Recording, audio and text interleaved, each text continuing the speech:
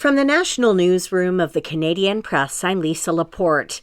Conservative leader Pierre Poilievre is accusing the Prime Minister of manipulating his way to a majority government. Poilievre says Mark Carney should stop courting floor crossers to try to get the majority government that Canadians denied him in the spring election. He doesn't have the Democratic mandate to wheel and deal himself towards a costly majority government that would give him more power and money at the expense of working class people who can't afford to eat, heat, and house themselves. Poilievre's comments come a day after Ontario MP Michael Ma announced he was leaving the Conservatives and joining the Liberals, putting them one seat shy of a majority government in the House of Commons. Environment Canada is warning residents of BC's already drenched Fraser Valley that more rain is on the way. The Weather Office is also warning of an increased risk of landslides because rainfall may destabilize slopes.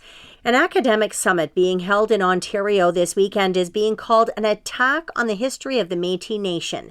Members of the Métis Nation of Ontario say the summit questions the legitimacy of their connection to Métis heritage and territorial claims. But First Nations summit organizers in Sault Ste. Marie say they're using the venue to safeguard their territories from an infringement on their rights.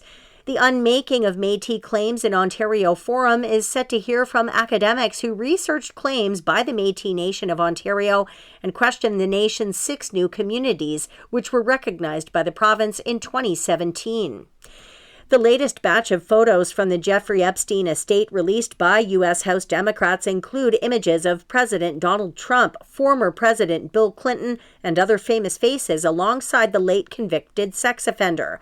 The top Democrat on the House Oversight Committee Friday discussed the ongoing review of the evidence and the decision to release only a small portion so far, and whether the material could lead to further scrutiny of those high-profile individuals seen pictured with Epstein. Here's Massachusetts Congressman Stephen Lynch to ABC News. In addition to the photos, there are about 1,500 emails that mention President Trump in the documents we received thus far. So it indicates a fairly heavy level of contact, a lot of data points that we're looking at.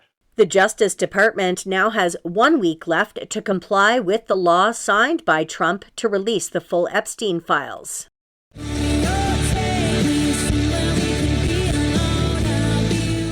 And the first 2 episodes of the 6-episode Taylor Swift Docuseries, The End of an Era, launched Friday on Disney+. 2 episodes will drop weekly through December 26th. This is the Canadian Press.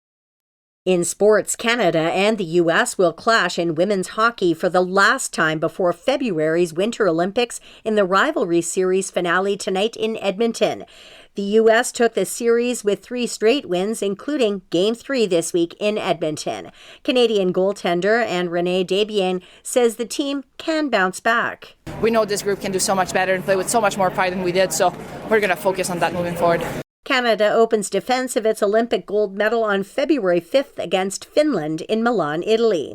NHL action Friday night saw St. Louis edge Chicago 3-2 while Utah beat Seattle 5-3. The Minnesota Wild have acquired Quinn Hughes from the Vancouver Canucks in the biggest blockbuster trade of the NHL season. And in NBA action, the Dallas Mavericks beat the Brooklyn Nets 119-111, while the Philadelphia 76ers beat the Indiana Pacers 115-105. From the Canadian Press, I'm Lisa Laporte.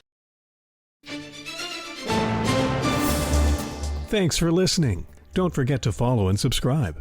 For more of today's top stories, visit thecanadianpressnews.ca.